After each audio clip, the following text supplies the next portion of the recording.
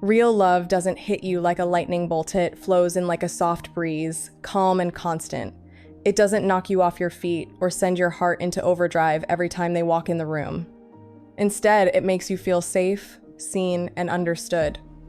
Love isn't loud, it doesn't scream for attention, it's subtle, quiet even, but it's strong.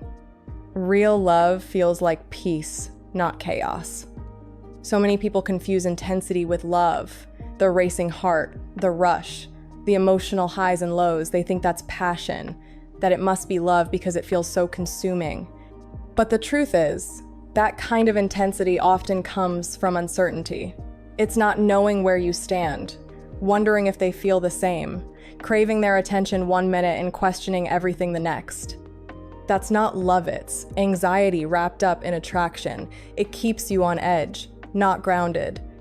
Love, when it's real, doesn't make you doubt your worth. It doesn't make you feel small or like you have to chase after it. You don't have to prove anything. You don't have to be perfect. In fact, love lets you be fully yourself, flaws, fears, quirks, and all. And the best part? You're still accepted, still valued, still loved. That's the kind of connection that brings peace, because there's no pressure to perform, just space to be. There's something so powerful in knowing someone's got you, emotionally, that they're not going to disappear the second things get complicated. Love shows up consistently. It communicates clearly. It doesn't hide behind games or mixed signals. It's transparent. It listens. It holds space for your emotions without making you feel like you're too much. There's stability in that. There's peace in that. And love isn't just about romance either. It's how your best friend texts you just to check in, how your sibling makes you laugh when you're having the worst day, how someone stands by your side when everyone else walks away. Love is support. It's quiet comfort. It's someone being a mirror for you, not the kind that distorts you, but the one that shows you your worth when you've forgotten it. We live in a world that glamorizes drama. Movies, music, even social media romanticize toxic patterns. We've been told that love is supposed to hurt, that if it doesn't make you feel crazy, it's not real. But love is not pain. It's not about losing yourself in someone else. It's about finding a deeper version of yourself through a connection that uplifts you. Real love holds you up, it doesn't drag you down. Sometimes the most loving thing someone can do is to give you peace, not passion. And that can feel unfamiliar at first, especially if you've only known relationships where you had to fight to feel wanted. But once you experience the calm that real love brings, you'll never settle for the chaos again. So if it feels peaceful, steady, respectful, then overlook it just because it's not thrilling in the way lust is. The peace that comes with love, that's the real thrill. Because at the end of the day, being held emotionally, being understood deeply, being loved quietly and consistently, that's more powerful than any rush of infatuation. Real love doesn't demand all of you at once. It invites you to open up in your own time. It doesn't burn fast and then fade. It builds slowly, it grows roots. And eventually, it becomes a part of your foundation, not your storm. So ask yourself this. Does it feel like home, like safety, like something you don't have to question every day? That's your answer. Love that feels like peace is love worth keeping. Lust is loud, it's immediate, overwhelming, and often all-consuming. It doesn't ask questions, it demands attention. It's that pulse-racing, skin-tingling kind of attraction that hits you like a wave and pulls you under before you even realize what's happening. It's exciting, it's addictive, but it's not necessarily deep. Lust is about the now, not the long term. It thrives on physical chemistry, not emotional connection. And while that doesn't make it bad or wrong, it's important to recognize it for what it is, because confusing lust with love can lead to heartache. The thing about lust is that it's based more on projection than reality. You see someone and instantly imagine the possibilities. You're drawn to their looks, their confidence, the way they talk or move, but you don't really know them yet.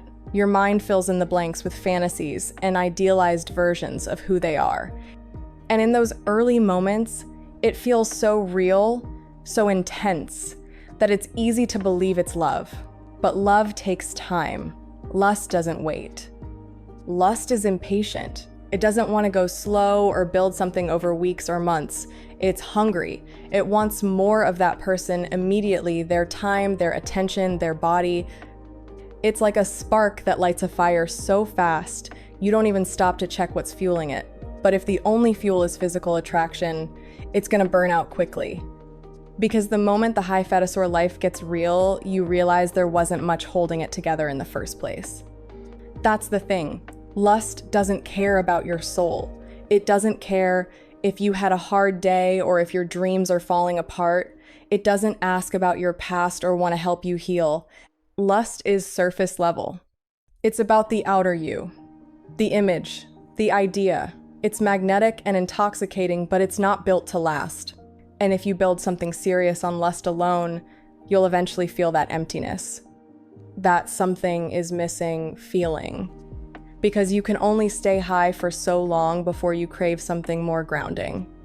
In relationships, lust often disguises itself as passion. It makes you feel alive, but it can also make you blind.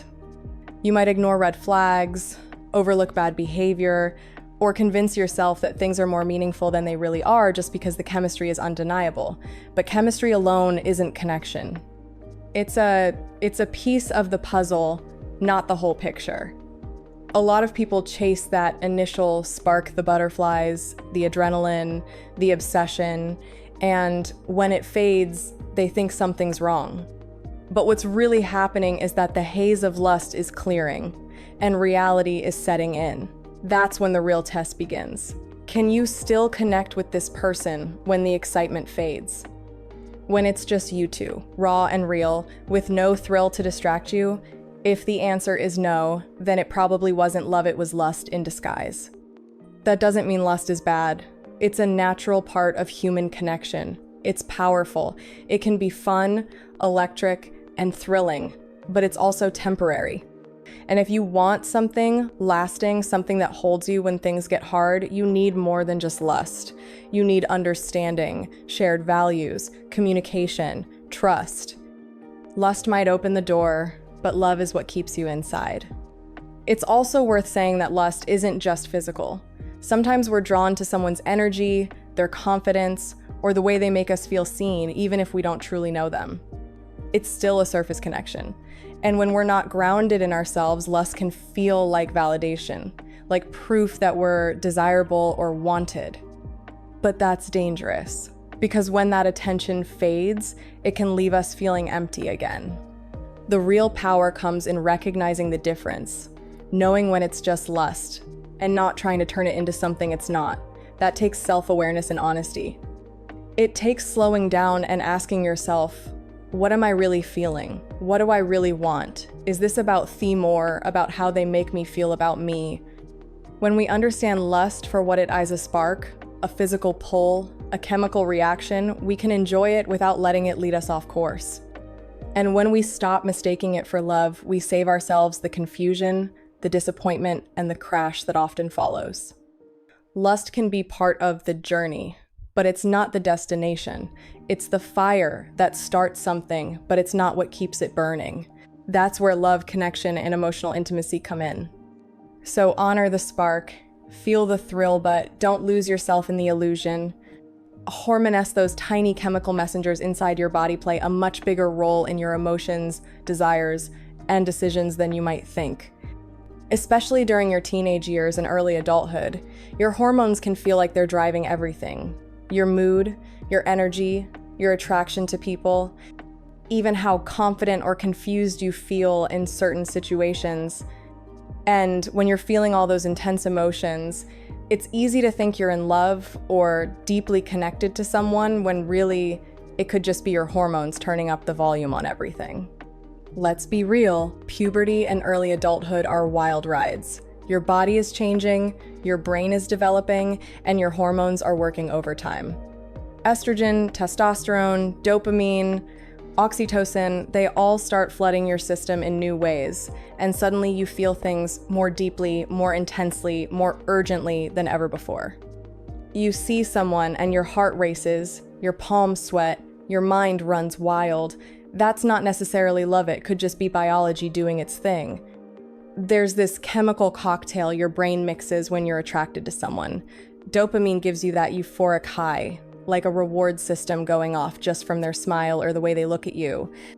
Oxytocin gets released when you touch or bond with someone, making you feel connected, even if you barely know them. Testosterone increases your desire.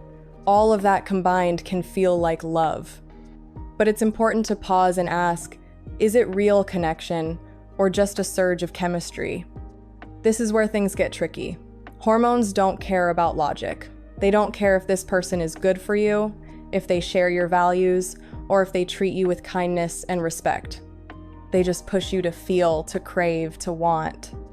And sometimes we make impulsive decisions based on that rush getting involved too quickly, ignoring red flags, or getting heartbroken when the feelings fade just as fast as they came. So how do you tell the difference between hormones and something deeper? Time. Time reveals everything. Real love grows slowly. It builds through shared experiences, emotional safety, and mutual understanding.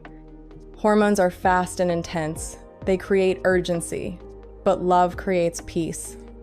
If your connection with someone is only strong when things are exciting or physical and disappears when things get quiet or serious, it's probably hormones, not love. There's also nothing wrong with feeling attraction. That's human. That's normal. The danger comes when we let those feelings guide all our decisions.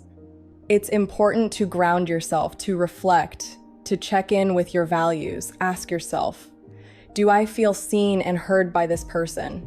Do we communicate well? Do they respect my boundaries? Can I be myself around them? If the answer is no, but you're still drawn to them intensely, chances are hormones are in the driver's seat. Social media and movies don't help either. They glamorize the rush, the passion, the obsession.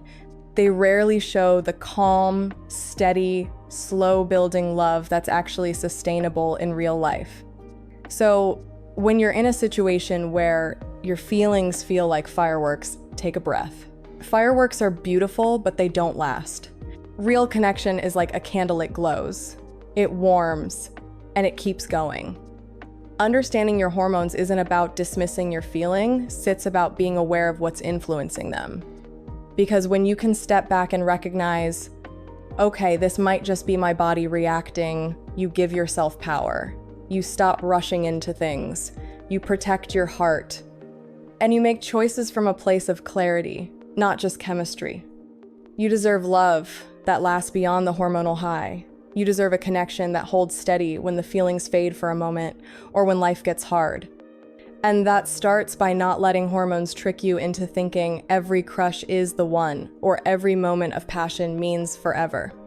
Take your time, get to know people beyond the attraction, and get to know yourself, your patterns, your triggers, your dreams.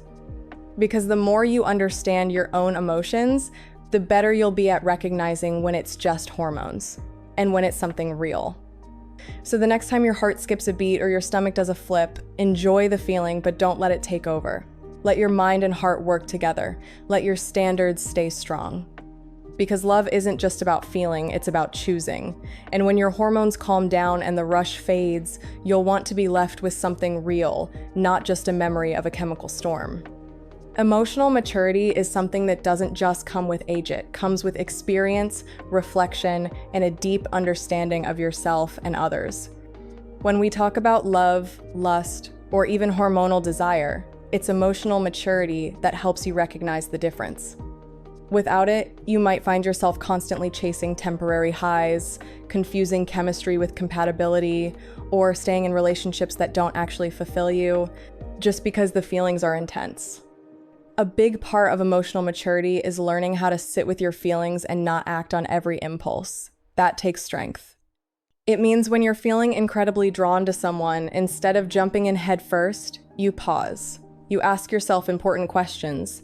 Do I really know this person? Do they truly see me? Am I projecting my needs onto them, or are they genuinely meeting those needs? These questions are not always easy, and sometimes we avoid asking them because we don't want to face the answers. But this self-inquiry is exactly where growth begins.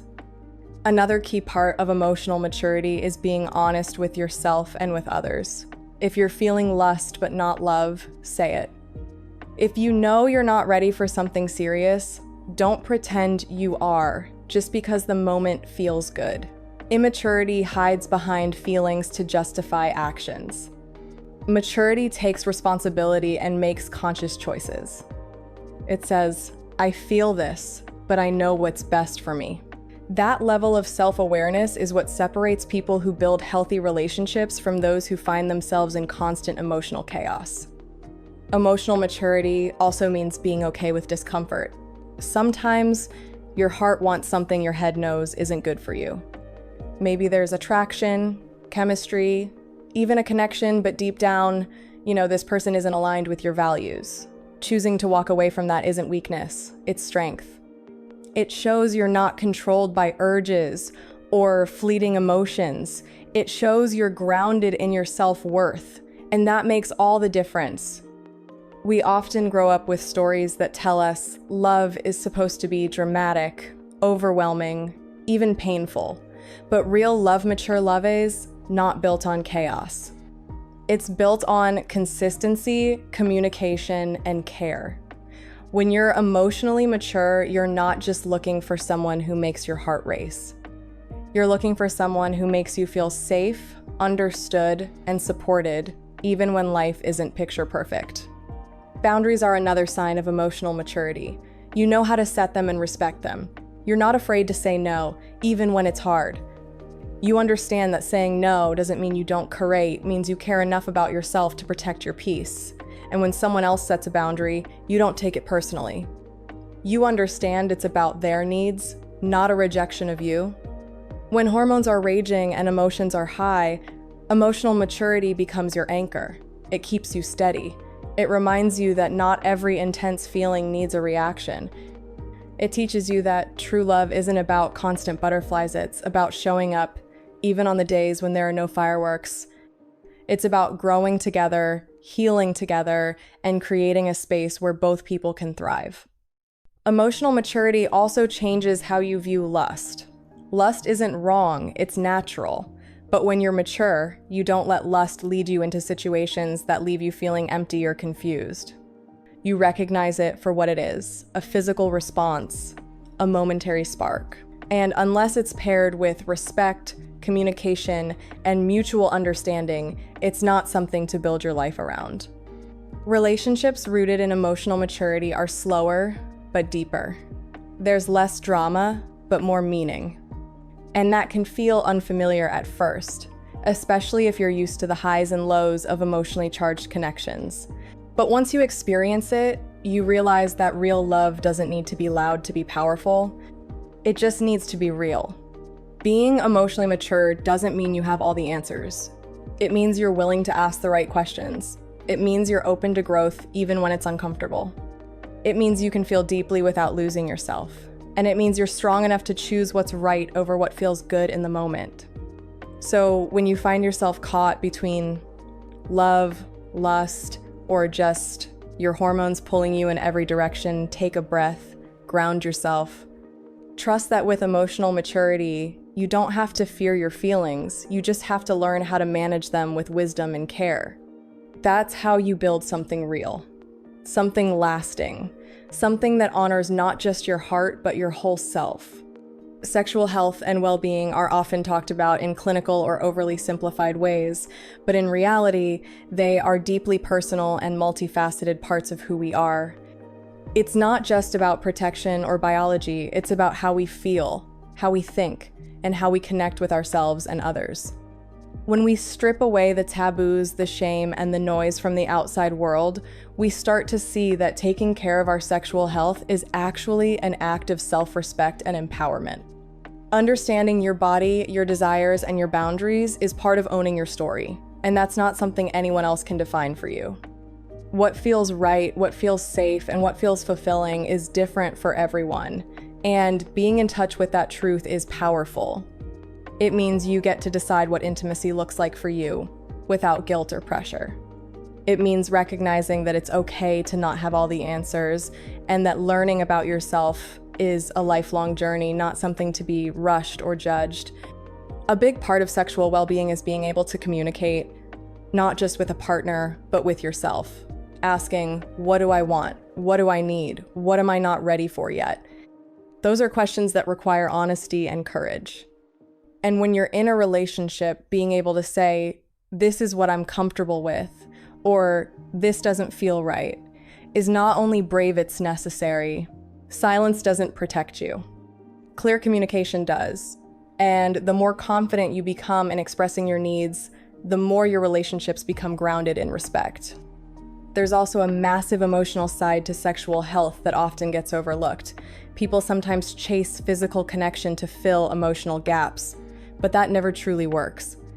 If you're using someone's body to forget your loneliness or hoping that intimacy will give you validation, you're likely to feel even emptier afterward. Why? Because what you're really craving isn't sex, it's closeness, it's security, it's love.